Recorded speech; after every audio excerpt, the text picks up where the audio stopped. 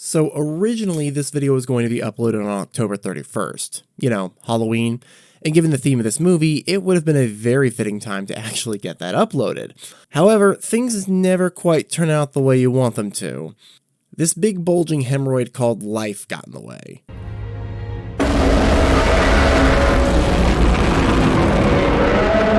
Now Mariah has fully defrosted, and I'm in the middle of whipping up my Thanksgiving menu.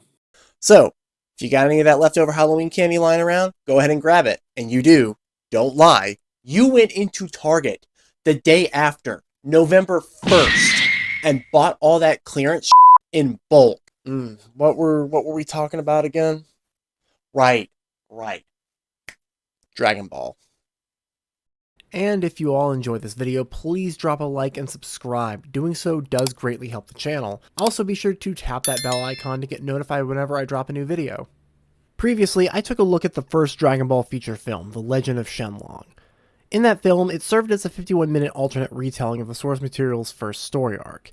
Here, we're going to continue our journey through those original films with the, sequel? That being Sleeping Princess and Devil's Castle. This movie loosely adapts only 4 chapters of the original manga, as opposed to the last movie, which was trying to alter and compress various story elements from at least 21 chapters. So with it being the spooky season and...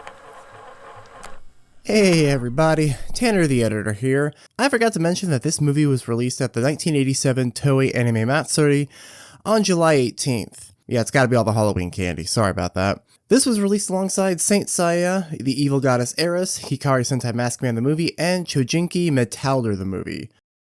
Dragon Ball Daima now in full swing, let's take a look at one of the first stories in the franchise that deals with Goku battling demonic forces. The movie's script was written by on-staff writer at Toei, Kenji Terui, whose credits include several episodes for the original Dragon Ball anime and at least 15 episodes of Dragon Ball Z. Like the prior movie, the opening prologue expands briefly on the legend of whatever the story of that movie will focus on. In this movie's case, it's the mythical tale of the sleeping princess, who's been trapped inside of the demonic castle on 5 Point Mountain, otherwise known as the Devil's Hand. After the show's opening credits, we cut to Goku, who's traveling to Kame Sennin's island to begin his martial arts training. However, like in the source material, he's not the only one vying for the discipleship under the god of martial arts, Muten Roshi. Enter Kudadin, who pulls up in a small rowboat, faceplants, and bears a gift for the lecherous old master. Now having 2 eager aspiring martial artists at his doorstep, he decides to send them on a quest, one that will decide who will get to study Budo underneath him. Far to the west lies a mountain range known as the Devil's Hand. There, a castle stands, holding within a beautiful captive princess. And as Roshi is expositing on the legend of the sleeping princess, we cut to Blonde Launch, who's also reading from a book the same exact tale. Whoever brings this princess back to Roshi shall receive mentorship from the old turtle hermit. Since Roshi clearly has a grapple on Kudadin's personality, he commands Goku not to use Kinto-un for this quest. Instead, they'll make the journey using their own bodies. A small taste of the turtle hermit's martial arts training. However, right off the bat we see Kudadin has absolutely no qualms with using cheap tricks and low blows to even gain the slightest of advantages. But nothing this kid does seems to dissuade Goku, who manages to close the gap between them regardless of the situation. A little later, Bulma, Yamcha, Puar, and Oolong arrive on Roshi's island to visit their pal Goku, who isn't there. Of course, Roshi isn't super forthcoming on the fact he sent the boy off on a lecherous errand of bringing him a woman. So he tells them he sent Goku off to an amusement park far, far to the west. Meanwhile, both Goku and Kudadin have arrived at the Devil's Hand mountain range, and after a bit of trekking, managed to get inside the mythic castle. Not too terribly long after, Bulma and Ko fly into the mountain range, looking for this supposed theme park, when their capsule craft is suddenly attacked by literal demons. And naturally, when demons attack your aircraft, they tend to go down.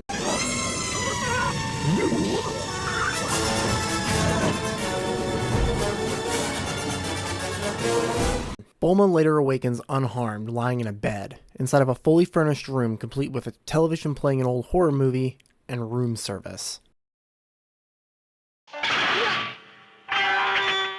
She then gets a visit from the castle's master, Lucifer, who invites her to a dinner party the residents of the castle are throwing that night. Of course, Bulma's not one to turn down a request from a guy she deems hot, despite how insanely creepy and sus the situation might be. She does ask, though, where her friends are currently, to which the butler responds, "They didn't look appealing enough."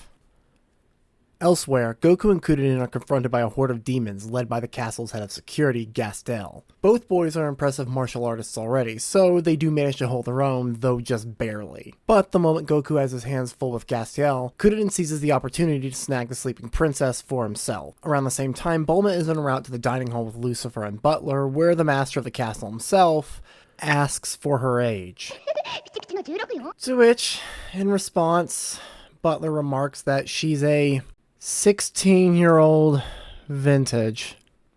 I think that's the worst line I've ever uttered on this channel. They then enter the dining hall, where hordes of demons are gathered for the coming ritual, one in which Bulma, unfortunately, is the guest of honor. At the center of this grand hall is what looks to be a canopy bed, where supposedly the sleeping princess has lied for centuries. And now, Bulma's coming to the conclusion that these aren't guys in costumes. This isn't an amusement park. She's been tied down to her chair. She's probably in danger. So she manages to let out a scream loud enough for Yamcha, Puar, and Oolong to hear, wherever the hell they're at in this demonic fortress. Kuririn, meanwhile, has reached a dead end, but before he can figure out what to do next, he's grabbed by a twin-headed pterodactyl, presumably to be a midnight snack. And his cry for help does manage to reach Goku, which takes him away from his fight with Gastel to rescue his rival.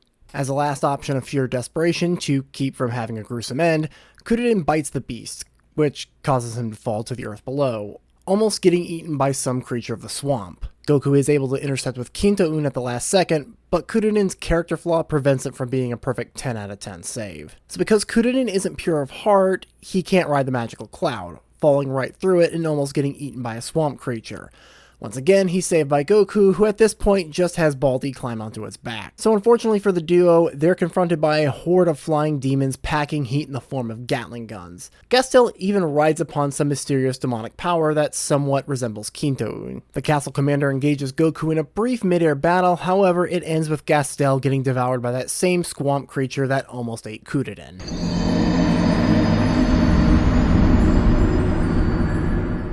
Meanwhile, back with Bulma. So Bulma's about to have her blood drawn for this demonic ritual with that big-ass syringe, which, given its size and where they were going to draw blood from, yeah, probably going to kill her.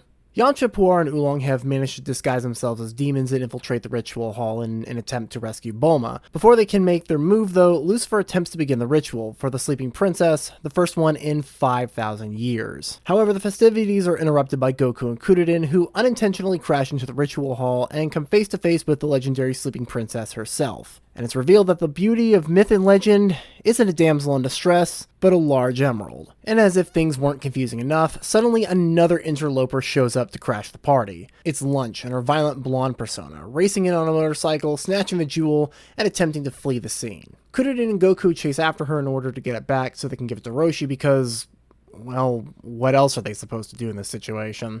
Goku, with such fierce focus on his goal, doesn't even take time to notice Bulma strapped to that chair, much to the rest of the Dragon team's shock. And to make an already bad situation worse, Puar and Oolong's transformations time out, putting themselves and Yamcha out in the open in enemy territory. Unfortunately for Launch, it isn't exactly a clean getaway because in the midst of her successful heist, she sneezes, causing her to revert to her more docile personality, who proceeds to crash the bike and wonder where the hell she's at and what the hell she was doing. So suffice to say, the sleeping princess is now up for grabs, an opportunity Goku does manage to take, but only for a brief moment, because it's at this point he's forced to make a choice. Lucifer and a handful of his demonic horde have Kuririn's life in their hands, so if Goku doesn't hand over the jewel, the kid dies. Goku, being the pure-hearted kid he is, complies with their demands, much to Kuririn's shock. Despite everything he's done to this kid, this idiot was still watching his back. However, Lucifer doesn't exactly hold up to his end of the bargain, and because he's got Goku outnumbered, has him beaten within an inch of his life as retaliation for interrupting the ritual.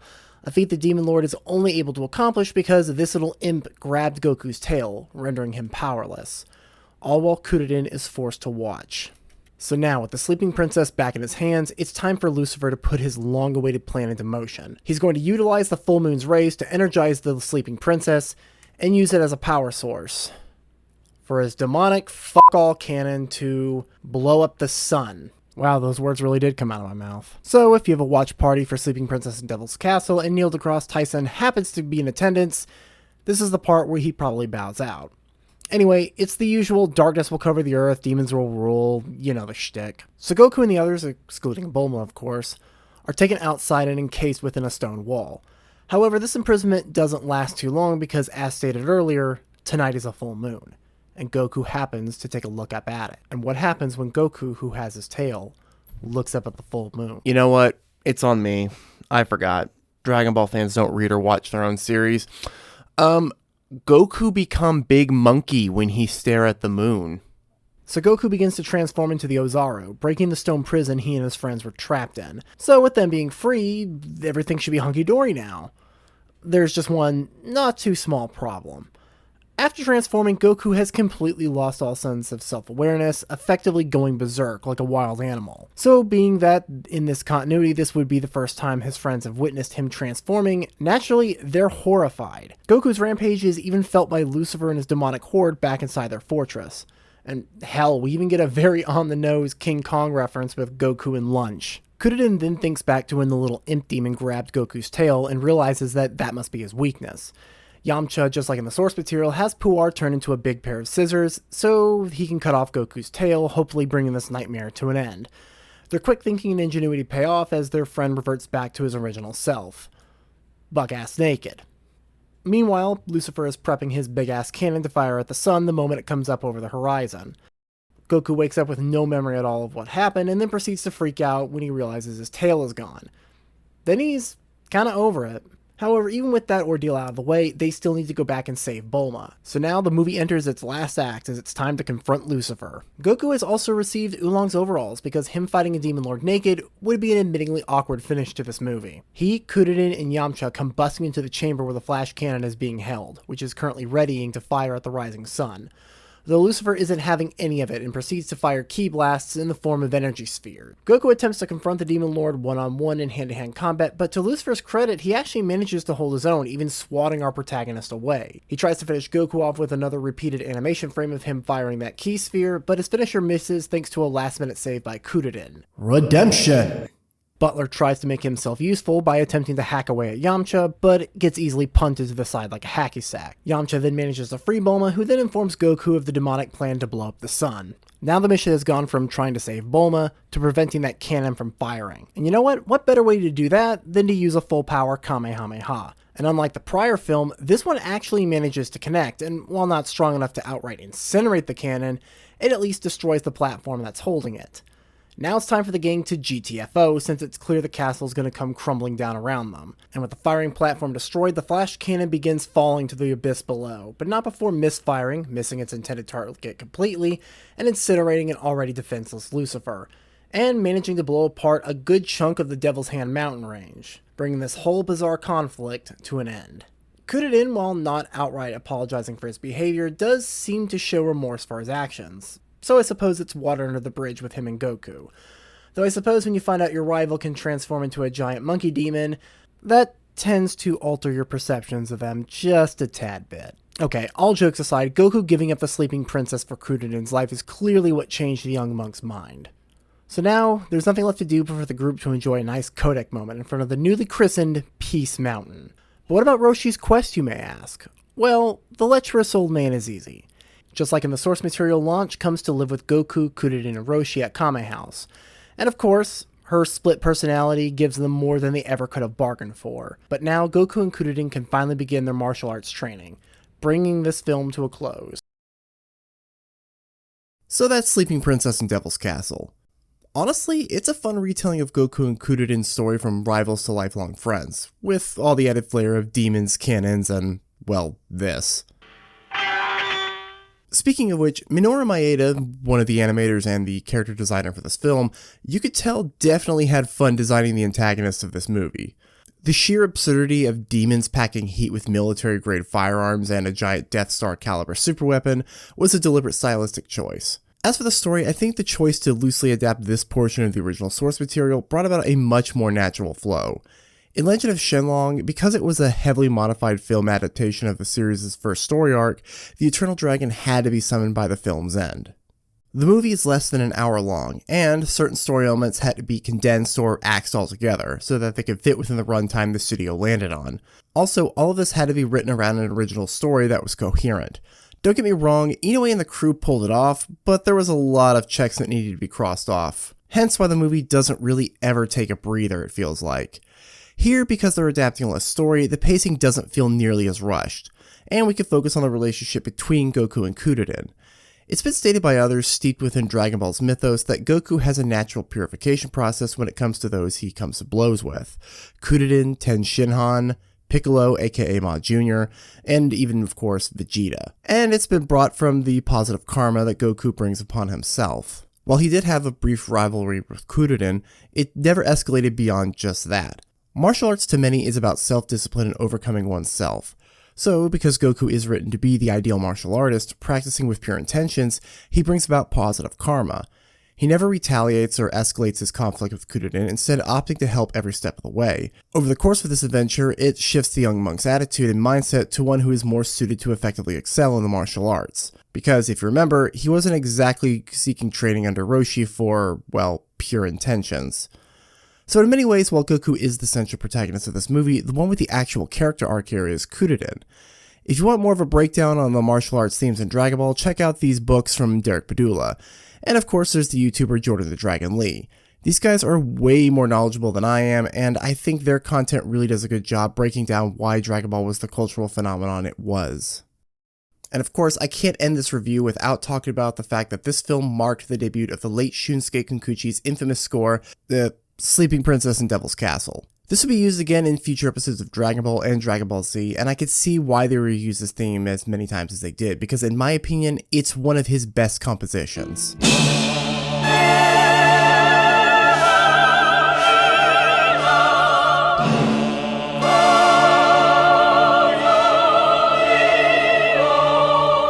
Now I go and play any more of that, and Shueisha will sick the god of content creator destruction on my channel. Anyway, Sleeping Princess in Devil's Castle, while not perfect, is a fairly underrated Dragon Ball movie. I think if you consider yourself a fan of the franchise, you owe it to yourself to give it a watch. Lastly, before I go, I want to thank those awesome people over at the Dragon Ball fan site Kanzenshuu. They are one of, if not the most in-depth Dragon Ball information resources on the internet, entirely compiled from hardcore fans whose love goes all the way back to the mid to late 90s. And it was there where I pulled a lot of my info for this review, so check the description down below and give the website a look if you haven't already. But be prepared for possible information overload, because dear God is there a lot over there. So if you've watched Sleeping Princess and Devil's Castle, comment your thoughts down below. Is it one of your favorite Dragon Ball movies? Is it extremely mid? Do you think it's just hot trash? Hell, comment down below about how much of a cringe lord I am. Don't worry, I've got alcohol on standby, so feel free to let it rip down below. Tune in next time when we look at the final of the original trio of Dragon Ball movies, A Great Mystical Adventure. Take care, and I'll see you all next time.